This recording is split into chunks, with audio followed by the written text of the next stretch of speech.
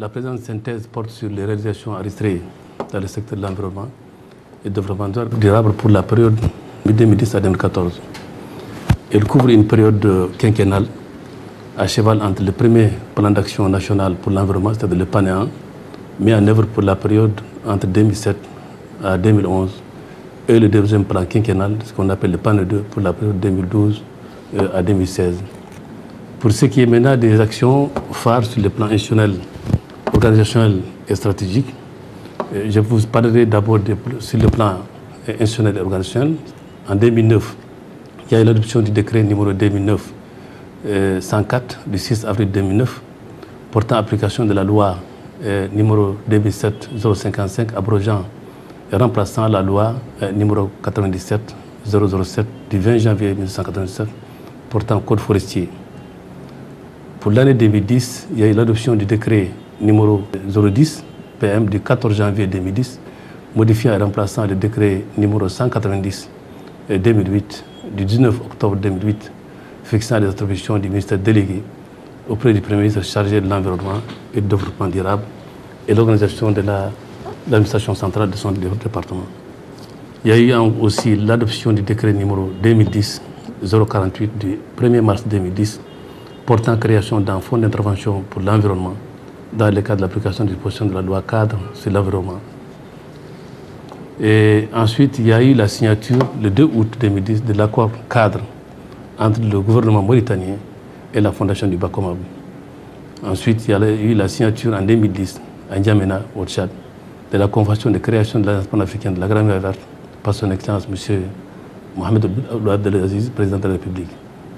Ensuite, il y a eu la signature maintenant de l'arrêté numéro 518 en 2010 portant sur l'organisation et le fonctionnement des délégations régionales du ministère.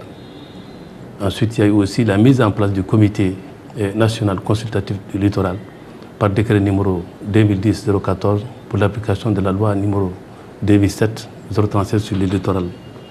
Il y a eu aussi l'élaboration et diffusion d'un guide général sur les procédures techniques et administration des évaluations de l'impact sur l'environnement en 2009 et 2010. Il y a eu aussi l'élaboration et diffusion d'un guide sur la procédure de l'enquête publique en 2010 et l'adoption du décret numéro 2010-031 du 2 décembre 2010 portant création de l'utilité publique du fonds fiduciaire de Bandarguin, ce qu'on appelle le Bakomab.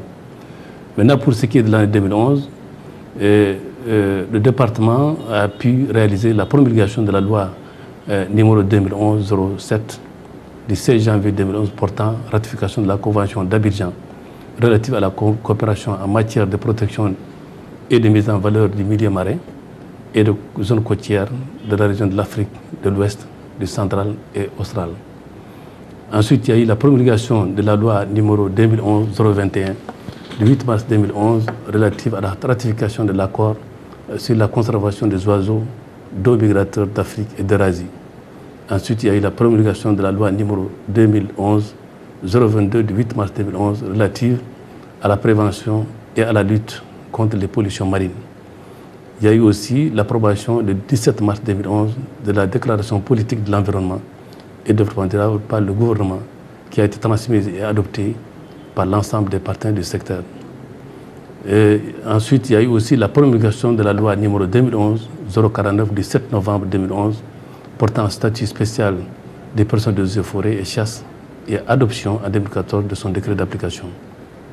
Maintenant, l'année 2012, on a assisté à l'adoption du décret numéro 2012-156 en date du 21 juin 2012 portant la mise en place du Conseil national de l'environnement et du développement durable, ce qu'on appelle le CNED, du Comité technique de l'environnement et du développement durable, qu'on appelle le CTED, et des organes subsidiaires en tant qu'instance de coordination intersectorielle. Il y a eu ensuite adoption et mise en application du décret numéro 157 2012 du 21 juin 2012 portant interdiction de l'importation, de l'utilisation, de la distribution et de la commercialisation des emballages plastiques souples et conduite d'une série de campagnes de sensibilisation.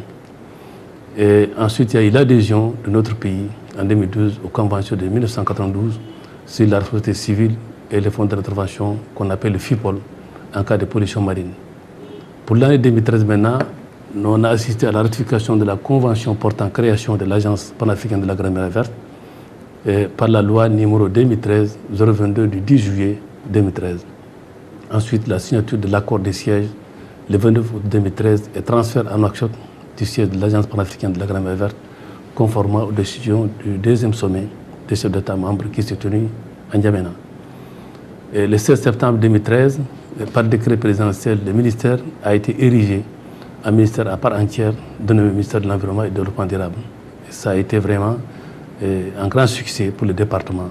Ça a été salué par l'opinion nationale et l'opinion internationale. Ensuite, il y a eu création par décret numéro 2013-156 du 8 octobre 2013 de l'Agence nationale de la Grande Mer Verte et la signature le 11 octobre 2013 de la Convention des Minimata relative à la réglementation du mercure. Pour l'année 2014 maintenant, c'est une année qui a connu l'adoption du décret numéro 057-2014 du 11 mars 2014 portant un nouvel organigramme du ministère de l'Environnement et du Développement durable. Il y a eu aussi la ratification de l'amendement de Beijing du protocole de Montréal relatif à la Convention de Vienne sur la protection de la couche d'ozone par la loi numéro 2014-024 du 7 septembre 2014. Et pour ce qui est maintenant, toujours 2014, il y a eu aussi l'adoption en Conseil des ministres du projet de loi autorisant la ratification du protocole de Nagoya relatif à la Convention sur la biodiversité sur les ressources génétiques et la signature de l'arrêté numéro 035-02 du ministère de l'Environnement et du Développement durable du 5 novembre 2014 portant à reprise des activités de la brigade mobile. Parce que c'est une brigade qui n'a pas fonctionné il y a cela 2 ans. Maintenant, en matière de formation, entre 2013 et 2014, nous avons pu former 106 cadres et techniciens en matière de lutte contre la désertification dans le cadre du partenariat avec la coopération belge.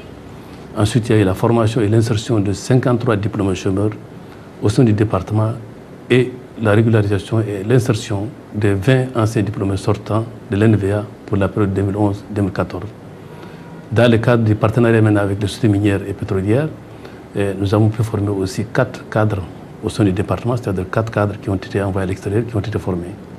Il y a eu ensuite la formation de plus de 3500 formateurs agriculteurs et maraîchers au niveau des régions de Gordi-Gorgol, Brakna et Trarza, dans le cadre du projet de réduction de la dépendance en polluants organiques persistants et autres produits chimiques dans les bassins du fleuve Sénégal et Niger à travers un programme qu'on appelle JIPD.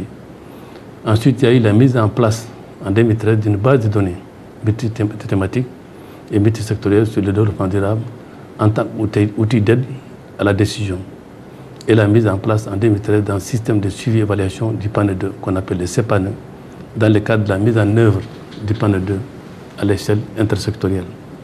Pour les activités phares maintenant sur le plan stratégique, là encore en 2009, nous avons pu faire adopter le 19 mars 2009 du plan d'action national de prévention et de gestion des risques de catastrophes qu'on appelle le PANE PGRC.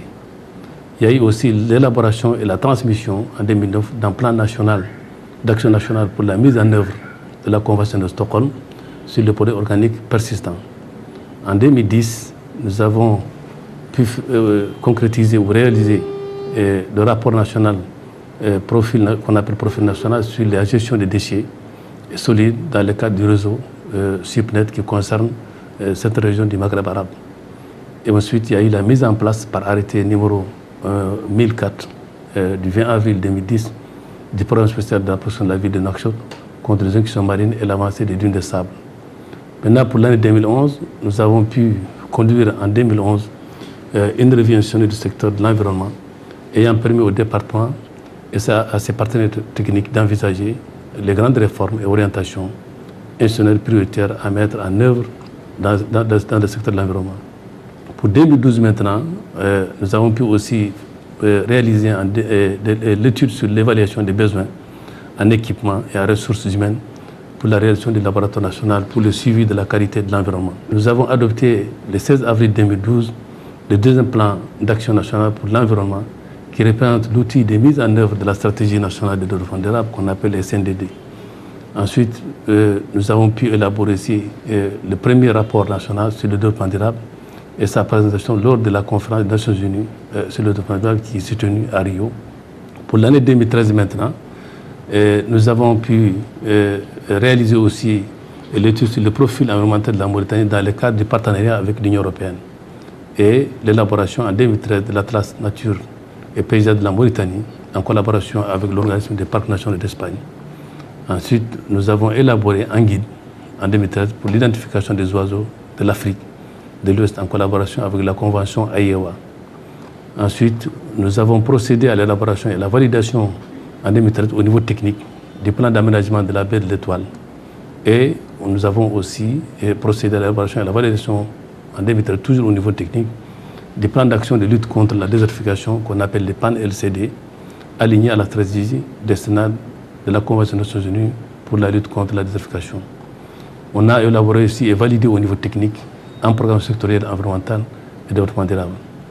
Maintenant, pour 2014, c'est-à-dire l'année en cours, le département a pu réaliser l'inventaire national des PCB dans les transformateurs, condensateurs et autres équipements électriques au niveau de la Somelec pour éliminer tous les condensateurs et tous les matériels d'équipement qui ont des PCB. Après, on a élaboré aussi et adopté au niveau technique toujours en 2014 la stratégie nationale et le plan d'action de la mise en œuvre de la Grande Muraille Verte. Et ce document est aujourd'hui pratiquement terminé. Il suffit maintenant de l'amener, de le valider au niveau du Conseil des ministres pour que ce soit un document validé au niveau politique.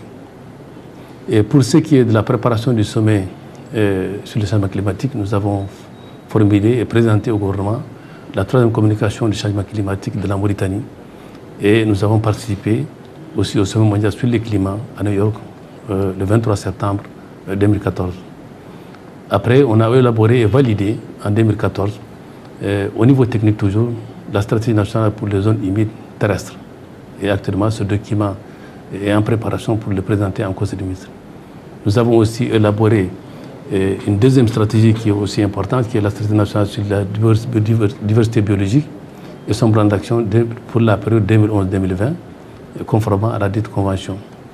Après, nous avons élaboré et validé aussi au niveau technique le 5e rapport national sur la biodiversité biologique. Pour mener les actions phares sur les plans opérationnels et de la gouvernance, là encore, je vais vous donner quand même chaque action, enfin les actions par thématique. Par exemple, en matière de protection de la nature, sur le plan opérationnel, annuellement, nous réalisons des travaux de pare-feu et un réseau national de 12 000 km linéaires des anciens pare-feux. Pour la première fois, nous avons atteint de 12 000 km linéaires depuis pratiquement l'année 2012 jusqu'à présent. En tout cas, c'est la période où le pays a connu un important réseau pour lutter contre le feu de brousse, contrairement aux années passées où on n'atteignait pas les 10 000. Aussi, il y a 2 000 km de nouveaux pare-feux qui ont été réalisés. 2531 comités villageois ont été créés au niveau national, c'est-à-dire au niveau des différentes wilayas. Dans le cadre du programme spécial de la protection de la ville de Nouakchott, là encore, des efforts importants ont été réalisés. Il s'agit de la stabilisation mécanique et la fixation biologique de 2000 hectares sur la Sainte Verte de Nouakchott et la gestion d'une clôture en grillage et en barbelé, soutenue par des cornières et des poteaux en béton armés de 80 km linéaires et la fixation de 25 000 poteaux en béton coulé avec 170 000 piquets et cornières. Et aussi, à travers ce programme, nous avons pu faire la production d'environ 3 millions de plants et la plantation de plus de 1 million de plants au niveau de la Sainte Verte de Nouakchott. Donc le reste des plants ont été acheminés à l'intérieur du pays. Sinon, aussi au niveau du milieu urbain, une partie a été plantée. Donc ce programme a permis la création de plus de 3 000 emplois directs et indirects. C'est-à-dire depuis 2010 jusqu'à présent, nous avons constaté que l'ensemble des emplois créés par ce programme est de 3 000 emplois directs et indirects. Ensuite, il y a eu la réalisation de 18 km de plantations au niveau des avenues de Nouakchott et aménagement de 11 parcelles vertes à Nouakchott et surtout l'axe Gamal Abdel Nasser. Ensuite, la réalisation du programme national de reboisement, c'est-à-dire y compris le sous-programme Semaine nationale de l'arbre, qui a permis la production de 2,5 millions de plants et le reboisement d'environ 2 millions d'arbres au niveau des villages de l'intérieur, y compris Chami, qui est une nouvelle ville, Beket Lahawash, et surtout au niveau de Tichit. Après, il y a eu nous avons pu aussi permettre la régénération et la gestion de 600 hectares de gommiers et la fixation de 1032 hectares de dunes mouvantes et l'aménagement de 3 forêts classées dans le cadre de la mise en œuvre d'un programme national de restauration des terres dégradées et de gestion des ressources naturelles à travers le programme conjoint qu'on a eu avec la FAO. Maintenant, nous avons pu aussi réaliser la protection de 159 hectares de tamourt en clôture de 28 000 mètres en grillage et barbelé et la mise en défense de 3 hectares dans le cadre de la cogestion des bassins versants qu'on appelle le projet OBAM. Ça, c'est au niveau de Haut-Gharbi. Dans le cadre de ce projet, des activités génératives de revenus ont été créées au profit de 270 femmes et des équipements de ménage en 60 kits solaires et de 100 filtres d'eau. En matière de protéger maintenant et de protection du littoral, là encore des travaux importants ont été réalisés, notamment le colmatage et la fixation mécanique et biologique de 2 brèches qui sont la brèche numéro 6 et la brèche numéro 7 aux abords de Nouakchott, environ 1000 mètres de longueur sur 10 mètres de largeur avec une hauteur de 4 mètres IGN. Donc ces travaux sont faits actuellement grâce à un projet qu'on a avec la coopération allemande et qui est en train de travailler au niveau du littoral pour rehausser un peu le niveau de coordonnées qui s'est dégradé. Il y a eu aussi le rehaussement et fixation mécanique et biologique de 40 hectares sur le coordonnées du littoral de Nouakchott en partenariat avec le PNUD, et ça, ces travaux ont été réalisés en 2009. Et nous avons pu aussi mettre en place 231 bacs de protection en béton sur le long du littoral pour le protéger contre tout ce qui peut, en quelque sorte, impacter ou dégrader le coordonnées qui nous protège contre les incursions marines.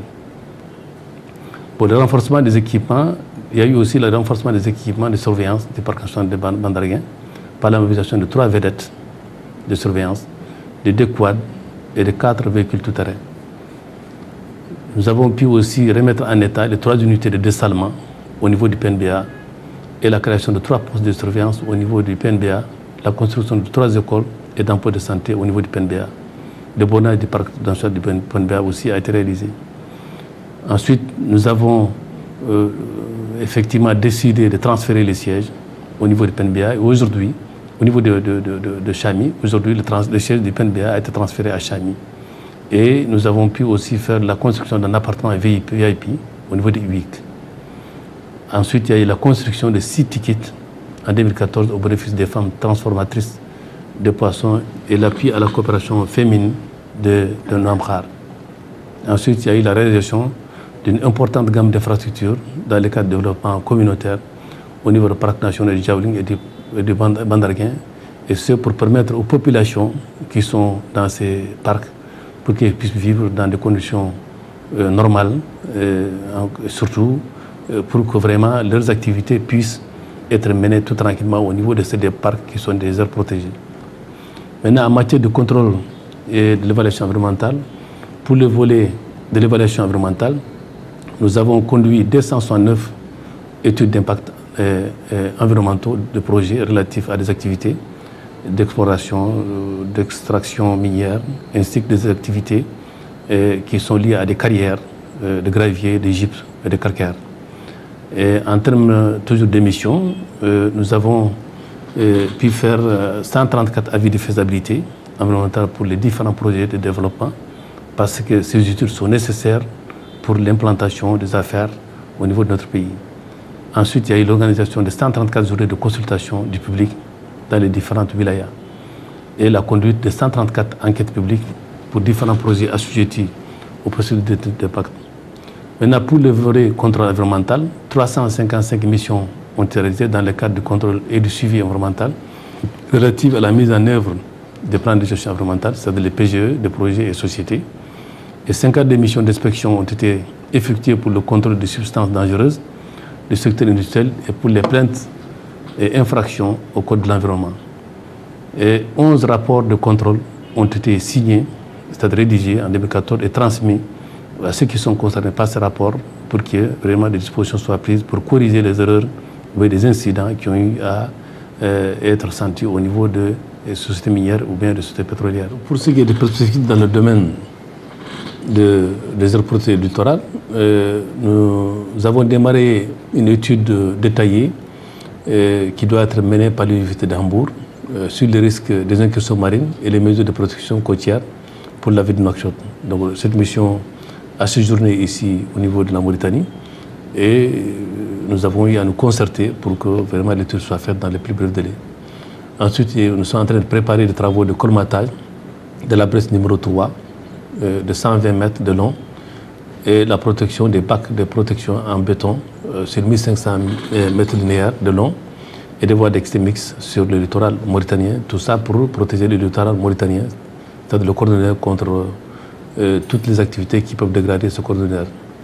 Nous sommes en train de préparer la révision du plan directeur d'aménagement de l'ordonnance du littoral parce que ce document a été fait dans le temps mais il n'a pas été validé. Il faut donc en quelque sorte de réviser pour qu'il soit soumis au niveau politique et qu'il soit validé pour qu'on puisse vraiment les mettre à jour. Ensuite, la mobilisation d'enveloppe additionnelle de 5 millions d'euros qui ont été faits pour le financement du fonds fiduciaire du Bandarguin. Ça, c'est dans le cadre du Bacomab. Donc ce montant, pour le moment, est mobilisé. Nous sommes en train de voir comment essayer de mettre à disposition du Bandarguin. Ensuite, pour les préfectures, maintenant, dans le domaine des pollutions des zones environnementales, il y a eu la préparation de la ratification de la convention de Minamata dans le meilleur délai, parce que cette convention a été signée l'année passée, c'est-à-dire le mois d'octobre l'année passée. Il faut qu'elle soit adoptée par notre pays. Nous allons la soumettre au niveau du Conseil des ministres, au niveau de l'Assemblée, au niveau du Sénat. Donc voilà en gros ce que j'avais à vous dire par rapport aux actions phares du département. Et ce que je tiens aussi à préciser, c'est que ce ministère, depuis maintenant sa création, est en train de travailler. Donc c'est vrai, nous avons des missions qui sont connues. Nous avons une mission institutionnelle, c'est-à-dire de mise en place des normes, de réglementation, mais aussi, je pense que nous devons nous pencher pour voir un peu comment, sur le terrain, on peut mener des missions opérationnelles, parce que sans cela, le département ne peut pas être vu. Donc ce travail est en train d'être fait. Nous avons besoin des efforts de tous nos partenaires techniques et financiers, et surtout de l'État mauritanien, les milieux politiques, pour voir avec ces départements comment vraiment lui permettre d'assurer l'ensemble de ces missions au niveau du pays. J'avoue quand même que la mission qui nous a été confiée est une mission très difficile. Pourquoi? Parce que c'est une mission qui demande beaucoup de moyens, matériels, financiers, humains. Parce que sur chaque kilomètre carré au niveau de notre territoire, nous devons y veiller.